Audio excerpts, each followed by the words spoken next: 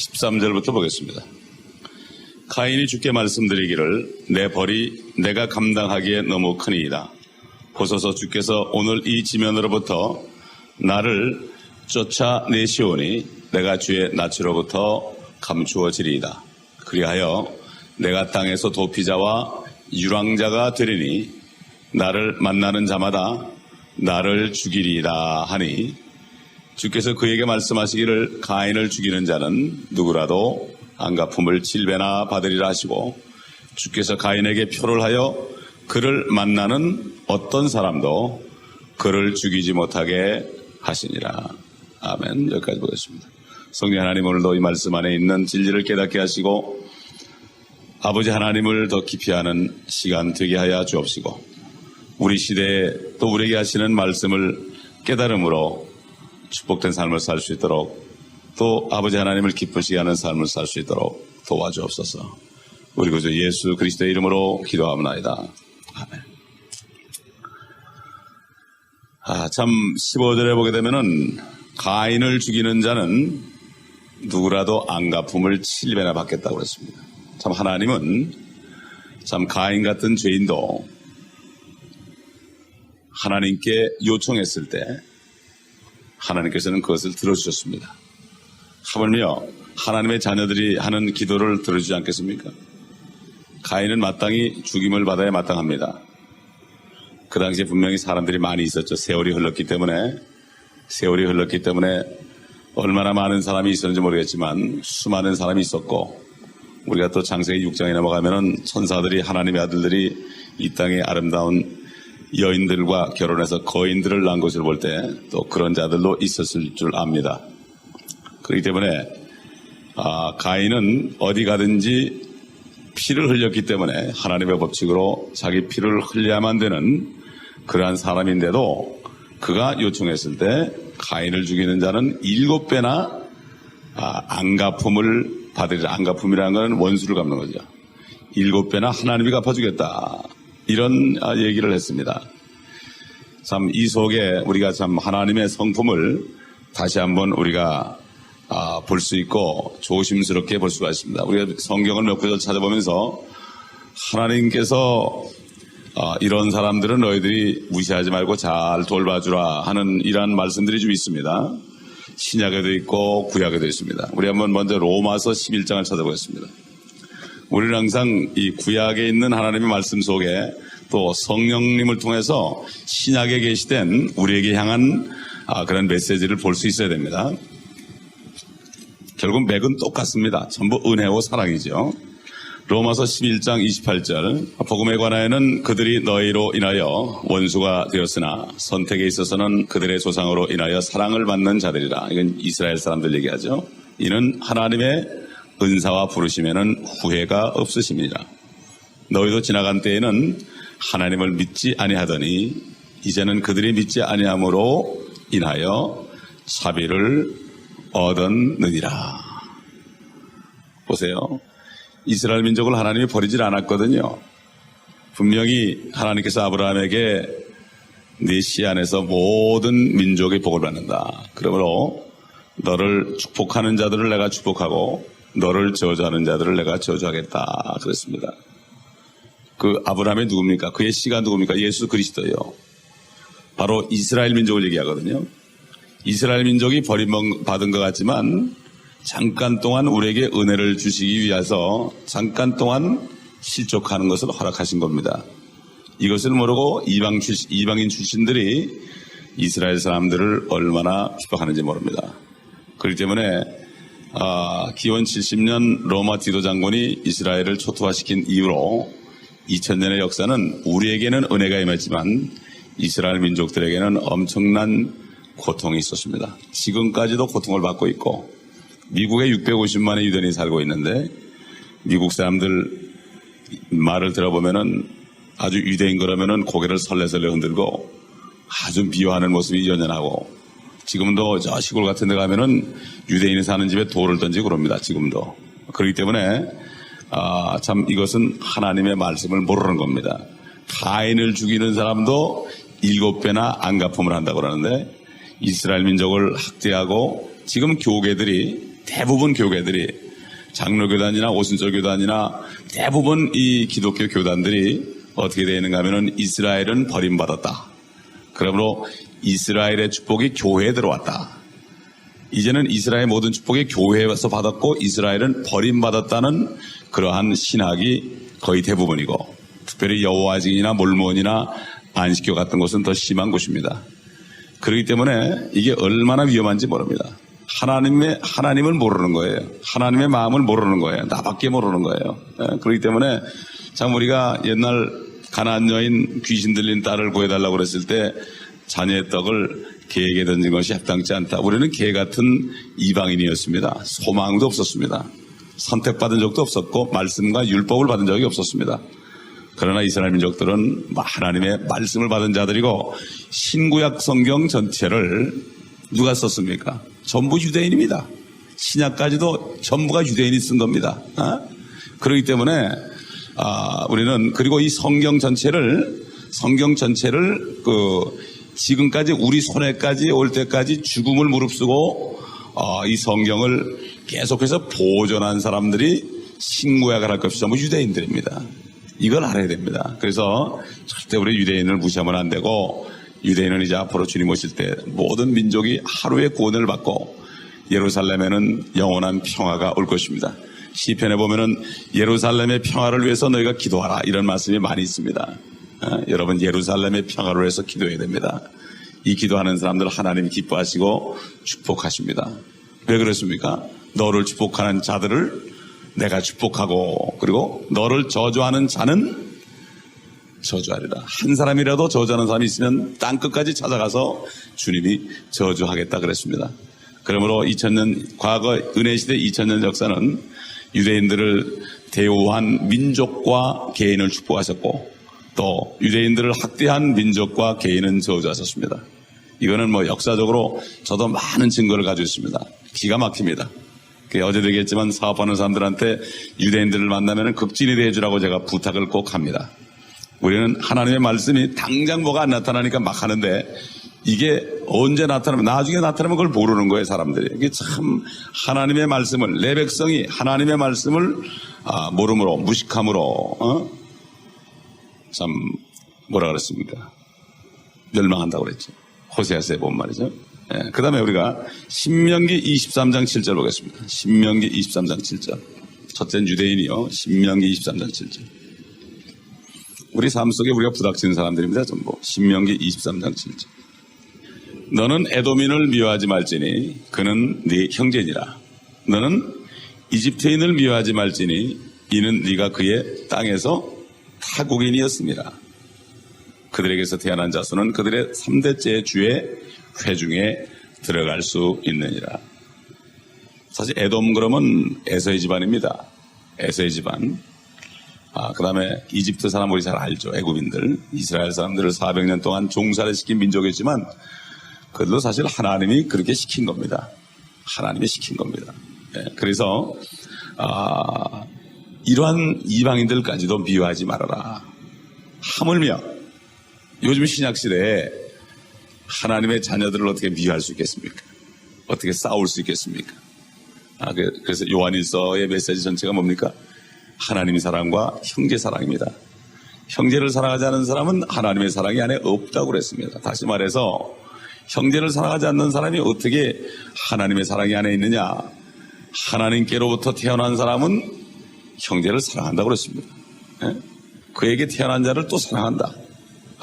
그런데 요즘 보면은 얼마나 무시합니까? 교회에서 참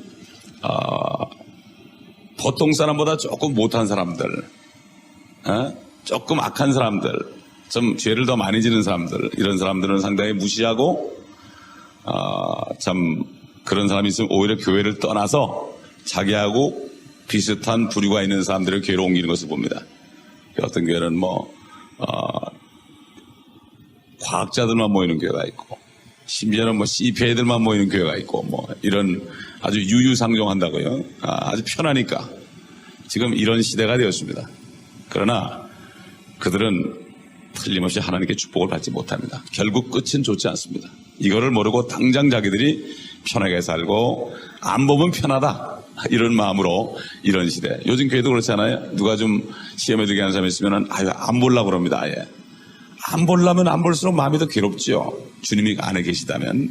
그렇기 때문에 하물며 에돔인가 이집트인도 미워하지 말라고 그러는데 한 피대여 한 몸이룬 그리스도인을 조금 나보다 못하다고 그래서 조금 교양이 없다고 그래서 조금 나를 귀찮게 한다고 그래서 그 사람을 미워한다면 이건 참 문제가 있습니다. 그렇지 않습니까 여러분? 그 다음에 우리가 신명기 24장 17절 보겠습니다. 너는 타국인이나 아비 없는 자들의 재판을 왜곡하지 말며 과부의 옷을 저당 잡지 말지니라. 오직 너는 네가 이집트에서 노예였다는 것과 주 너의 하나님께서 너를 거기서 구속하셨다는 것을 기억할지니라. 그러므로 내가 네게 이 일을 하라고 명령하노라. 타국인과 과부들 사실 의지할 곳이 없는 사람들입니다. 그렇지 않습니까? 우리 타국인입니다. 미국에. 정말 미국에서 타국인으로 사는데 아무 친척도 없고 정말 먹을 거 없고 렌트 낼 거 없으면은 이건 홈리스 되는 거는 뭐 당연한 겁니다. 타국인. 그렇죠. 말도 잘 안 통합니다. 과부들은 특히 더 그렇습니다. 그렇기 때문에 뭐라고 그랬습니까? 신약시대에도 나그네를 대접하라. 나그네가 뭡니까? 요즘 나그네가 누굽니까? 요즘 나그네. 요즘의 나그네는 교회 없이 말씀을 전파로 다니는 사람들이에요. 전도자들입니다. 그래서 그리스도 목사님이 오시면 나그네니까 꼭 좀 대접하라고 그러는 거예요. 참 그게 단돈 10불, 20불이라도 이렇게 주머니에 넣어주면 가스값이라도 살 수 있잖아요. 그렇죠? 이게 그런 사람들이 부지 중에 천사를 대접한다고 그랬습니다. 냉수 한 잔을 대접해도 상을 잃지 않는다고 그랬습니다. 참 축복받는 게 쉽습니다. 요즘에 뭐 축복 그러는데 진짜 축복받는 비결이 이런 게 축복이에요. 뭐 그냥 내가 헌금을 엄청나게 많이 하고 그냥 그것도 물론 좋지만은 가난한 사람을 도와주는 거 하나님이 기뻐하십니다. 그래서 디모데 그 목회서신을 보게 되면은 교회에 있는 참과부들을 돌봐주라고 그랬습니다. 교회에서 첫 번째 그 구제 대상은 참과부들이다. 자식이 없는 과부들. 그러나 자식이 있는 과부들은 자식들로 하여금 효도를 하게 하라. 그래야만 효도를 해야 저들이 복을 받지 않습니까? 부모를 공경하는 이 법은 약속 있는 첫 번째 계명 아닙니까? 첫 번째 계명. 그래서 저는 아이들한테 이런 얘기를 자주 해요. 너 부모들 잘 섬겨야 축복받는다. 이게 약속 있는 첫 번째 계명이거든요, 이게. 그래서 참 요즘 보면 크리스찬들이 정말 축복받는 길이 있는데 그거는 외면하고 나를 나타내서 어떻게 하려고 그러는 여기에 빠지는 거예요. 지금 보면은 이 타국인이나 과부들이나 아까 뭐 에돔인이나 이런 사람들, 이런 사람들 도와주면 표둔하지 않습니다, 사실. 그러나 하나님께서는 은밀히 한 것은 드러나게 갚아준다고 그랬습니다. 자, 우리는 오늘 이 말씀을 통해서 우리가 또 이렇게 신약시대도 똑같은 말씀을 줬다는 것을 다시 한번 깨달을 수 있죠. 그 다음에 26장 12절, 신명기 26장 12절 보겠습니다.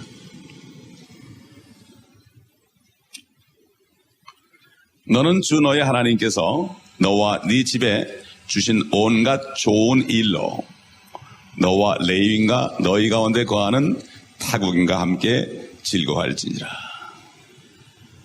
여기 보면은 누가 나옵니까? 온갖 좋은 일로, 내게 주신 온갖 좋은 일로 레위인과 타국인과 함께 즐거워할지니라. 여기 또 레위인이 나옵니다. 레위인이라는 거는 레위 지파는 기업이 없지요. 땅을 주질 않았어요. 먹고 살 게 없어요. 그러니까 하나님 자신이 내가 너희 기업이라고 그랬습니다. 그런데 하나님은 하늘에 계시니까 이 땅에 사는 동안에는 어떻게 도와줄 길이 없거든요. 그러니까 하나님께서 이렇게 얘기한 거예요. 그런데 레위인들을 보게 되면 참 제사장으로 섬기는 사람들은 그저 하는 일이라는 게 그냥 짐승 잡으면 그거 뭐 갖다 피 뿌리고 태우고 말이죠. 손 씻고 발 씻고 들어가서 성소에 들어가서 수종 들고 뭐 이 정도밖에 안 합니다. 무슨 큰 육신의 노동을 하는 게 아니에요, 그 사람들은. 그러니까 이렇게 사람들이 볼 때는 야, 저 사람 그냥 아무것도 안 하고 먹고 살자는구나 이렇게 볼 수가 있어요. 요즘에 그렇습니다. 옛날에 어떤 평신도가 와가지고 전도 훈련을 하는데 전부 평신도라니까 그냥 목살을 까는 거예요. 목사는 들은 말이지 새벽기도 하고 잠이나 시큰 자고 말이지 뭐 아주 뭐 설교 한 편 하고 그냥 매일 노는 줄 알더라고. 그래서 평신도들이 무슨 사역을 하면은 교만해지기 쉽습니다. 그러니까는 그냥 목사들 막 놓고 막 그냥 타박을 하고 말이죠. 목사들은 아예 게으름뱅이로 막 그냥 그렇게 하더라고요. 네? 저도 평신도를 통해서 지금까지 주일학교부터 시작해서 지금까지 이렇게 목회자가 됐지만은 이게 영적인 일이라는 게 이렇게 육신적인 일을 하는 사람들은 막 일하고 나면은 땀도 빼고 참 보람을 느끼죠. 그러나 이 영적인 일이라는 게 겉으로는 표시 안 나게 굉장히 힘드는 겁니다. 이게 영적인 일을 하고 나면은 육신적으로 힘이 쭉 빠지게 되고 엄청나게 고단합니다. 근데 이것을 잘 모릅니다. 이런 일을 안 해본 사람은. 그 요즘에 보면은 목회자들도 좀 재물이 좀 많고 목회자들도 뭔가 좀 기반이 좀 든든하고 이런 사람들은 대우받는데 그렇지 않은 사람들은 대우를 못 받아요. 이게 이런 마지막 때가 됐습니다. 옛날 레위인도 마찬가지예요. 그렇기 때문에 제가 어릴 때 기억이 나요. 참 옛날에 우리 한국에 참 못 살 때요. 그때 저도 기억나는데 집에 쌀 한 가마만 있으면 그냥 그걸로 만족해요. 뭐 그때는 뭐 월세 낼 필요도 없는 거고 쌀만 있으면 살았으니까 쌀하고 된장국하고 김치만 있으면 살았으니까 집에 쌀 한 가마만 있으면 이건 부자예요. 쌀 떨어지면 큰일 나는 거예요. 예? 그런 제가 어릴 때 기억나는데 제가 어머니가 항상 교회 가실 때마다 그 없는 쌀에 말이죠. 쌀독에서 이렇게 하나씩 퍼가지고 이렇게 조그만 그 자루에다 담아가지고 엄마 그건 뭐예요? 그럼 성미야 성미. 난 도대체 이게 성미가 뭔가 그랬어. 너무 목사님들이 못 사니까 자기네 먹는 거 쌀 푸는 데서 조금 한 줌 퍼가지고 그걸 교회 갈 때 가져가가지고 성미 하면인데 거기다 전부 들이붓더라고요. 제가 어릴 때 그걸 안 잊어버려요. 이게 조그만 거지만은 얼마나 그 사랑이 담긴 겁니까? 그때 아주 못 살 때예요. 보리밥 먹을 때인데 보리밥 먹을 때 흰 쌀이 얼마나 귀한지 모릅니다. 근데 그거를 갖다가 주더라 이거지. 에? 참 그때와 지금의 세대를 보게 되면은 많이 변했습니다. 많이 변했습니다. 참 오늘 본문 말씀 통해서 가인 같은 사람도 참 살인하고도 하나님 앞에 뻔뻔하게 거짓말한 그 가인 같은 사람도 나를 좀 살려주세요. 간청할 때 하나님이 들으셨고 들어주신 뿐만 아니라 그를 죽이는 사람은 7배나 안갚음을 하겠다고 그러는 하나님의 이 심정. 왜 그렇습니까? 그는 도망자요 유랑자로 살아야 되기 때문에 타국인으로 살아야 되기 때문에 하나님의 낯에서 지면에서 쫓겨났다고 그랬습니다. 여러분 그 성경을 잘 보면 지구 위에서 지구의 표면에서 쫓겨났다고 그랬어요. 그가 그러면 뭐 지구에 있지 않고 어디 뭐 화성에 갔다는 얘기입니까? 그게 아니라 하나님으로부터 떠난 사람, 하나님께 쫓겨난 사람은 이 땅에 살지만 타국인 같다, 유랑자 같다. 그런 사람들이 얼마나 많습니까 지금? 우리가 요즘 다운타운 나가면 그런 사람들이 얼마나 많습니까? 유랑자, 불황자들. 그러니까 이런 사람들은 결국은 이 땅에서 당장 현장에서 뭔가를 잘 먹고 잘 살아야 되기 때문에 수단과 방법을 안 가리고 범죄 행위를 하는 것을 우리가 봅니다. 이런 사람들도 우리가 함부로 대하지 말라는 겁니다. 이런 사람들도 하나님께서 이렇게 가인 같은 사람을 이렇게 위해 주실 때는 우리에게 주는 이 메시지를 우리가 볼 수가 있어야 됩니다. 그래서 참 하나님께서 재앙을 내릴 때는 엄청나게 무시무시하게 재앙을 내리지만 또 그 사람을 치유할 때는 또 엄청난 하나님의 사랑으로 덮어준다는 것을 우리가 여기서 알 수가 있습니다. 참 우리가 그 탕자의 비유를 보게 되면은 탕자가 집에 이제 돌아올 때 준다니까 아버지가 기다리고 있다가 집에 도착하기 전에 뛰어내려가서 그 아들을 품는 것을 우리가 봅니다. 구약의 율법에 보게 되면은 자기 아버지의 재산을 탕진하고 타락한 불황자들은 돌로 치라고 그랬습니다. 그 어떤 집의 자녀가 자기 아버지의 재산을 미리 갈취해가지고 도망가는 자녀가 있으면 이웃 사람들이 가가지고 그 자녀를 사정없이 돌로 쳐서 죽이라고 그랬습니다. 아버지의 허락 없이 죽여도 죄가 안 된다고 그랬습니다. 탕자가 올 때 왜 그 아버지가 뛰어내려가서 품었겠습니까? 그는 이미 소문났기 때문에 아버지가 내려가서 품지 않으면 돌을 던져서 집에 도착하기도 전에 그 아들은 피를 흘리면서 죽을 수밖에 없습니다. 그렇기 때문에 아버지는 품으신 겁니다. 그게 바로 우리 아버지 하나님의 사랑입니다.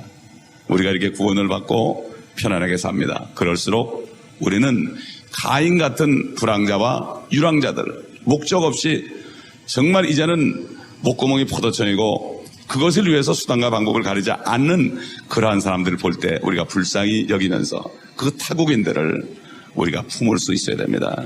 이게 바로 그리스도인의 사랑이요, 바로 그리스도는 그러한 하나님의 사랑이 안에 있는 사람입니다.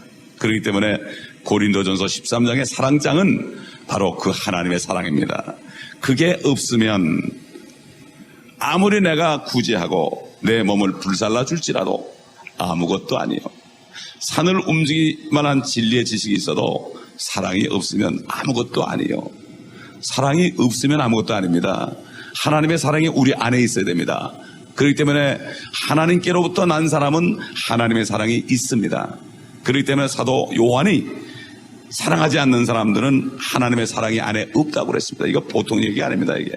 예? 요즘엔 다들 비슷하니까 너도 그렇고 나도 그러니까 우리 뭐 다 이렇게 얘기하지만 정말 성경 말씀을 100% 나에게 적용하고 정말로 내가 하나님께로 태어나서 하나님의 사랑이 나에게 있는가, 이것을 점검해 볼 필요가 있어요. 심지어 사도 바울이 고린도후서 13장 5절에 뭐라고 그랬습니까? 너희 안에 그리스도가 계신 것을 너희 스스로 알지 못하느냐?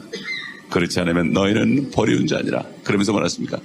너희는 우리가 버리운 자가 아니라는 것을 아는 것을 내가 아노라. 사도 바울의 그 얼마나 사랑, 돌에 맞아가지고도 들어간 사랑. 사실 인자가 이 세상에 올 때 내가 믿음을 보겠느냐? 우리는 다수결에 사는 사람들이 아니고 성경 말씀에 의해서 우리가 살아야 됩니다. 단 내 혼자만이 믿을지라도 다른 사람이 다 믿을지라도 성경 말씀에 믿으라면 믿어야 되는 우리들입니다. 지금까지 인류 역사들 유대인들이 참 하나님께 잠깐 동안 버림받고 지금까지 2000년 역사는 성경을 믿느냐 성경을 믿지 않느냐, 또 유대인들을 어떻게 다루냐에 따라서 그들의 운명이 결정된 역사였습니다. 하나님의 은혜를 저버렸냐, 은혜를 감사하게 생각하고 은혜를 주었느냐, 이 역사로 귀결되고 결국은 주님이 이제 공중에 임하실 때, 환란에 들어갈 때 모든 것들이 다 결론이 날 것입니다. 그래서 주님께서 다시 오시면 마태복음 25장에 있는 것처럼 모든 민족을 다 모아놓고 이스라엘 민족들에게 한 것만큼 갚아주는 걸로 되어 있습니다. 이건 주님께서 마지막 심판을, 민족 심판에 대한 얘기고, 이것은 바로 아브라함에게 한 약속, 너를 축복하는 자들을 축복하고 너를 저주한 자를 저주한다는 그 약속대로 인간의 몸을 입고 오셔가지고 심판하실 것을 마태복음 25장에 말씀하고 있는 것입니다. 여러분, 우리가 축복받는 비결은 쉽습니다. 가까운 데 있습니다. 멀리 있지 않습니다. 하나님 말씀에 순종한 자들이 복을 받습니다. 이것이 진짜 축복입니다.